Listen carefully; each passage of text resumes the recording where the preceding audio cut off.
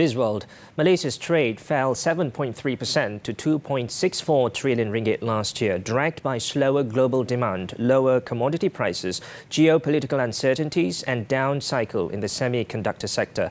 The Investment, Trade and Industry Ministry said that exports contracted by 8% to 1.43 trillion ringgit for the year. Meanwhile, imports weakened by 6.4% to 1.21 trillion ringgit compared with 2022.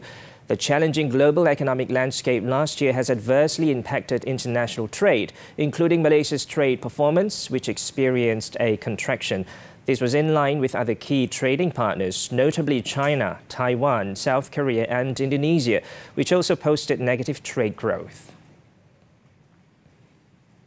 The recent sell-off among small-cap stocks on Bursa Malaysia has resulted in a 5 billion ringgit market capitalisation lost in among at least 10 companies in the past week. According to Malacca Securities, investors that bought into these companies may be having a margin call, possibly needing to sell in order to make up the losses which contributed to the chain selling. However, we think the situation has stabilized and we are experiencing some buying support today in the overall market. Also, we expect the market to focus on the fundamentally solid companies going forward.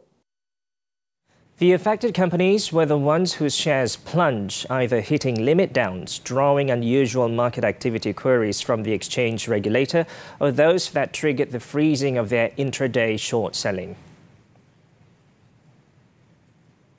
Meanwhile, Securities Commission SC and Bursa Malaysia said the recent significant decline in share prices is limited to a few small-cap stocks only and not widespread. The affected stocks constituted around 0.17% of the total market capitalization and 8.3% of total traded value for the year. They also assured investors that the Malaysian stock market fundamentals remain strong and there should be no cause of concern.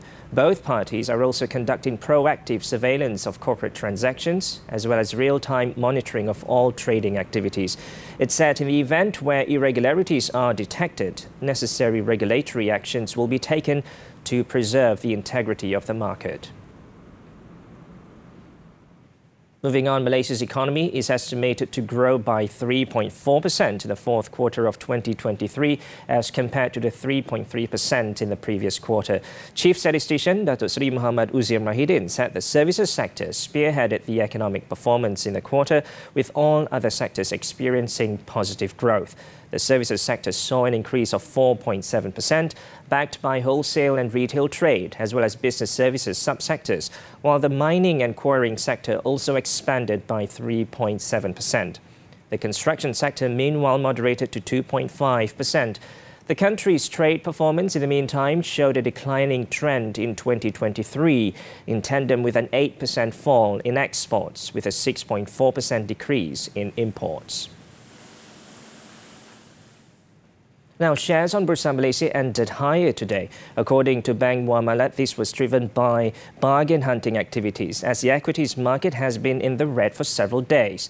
At 5 p.m, the FBM KLCI closed 7.19 points higher at 1,486.37 points. On the broader market, gainers led losers by 639 against 359 counters, while 423 counters traded unchanged. And that's all the time we have for Bizworld. I'm Muhammed. I'm Hamdan. Keep tuning into TV3.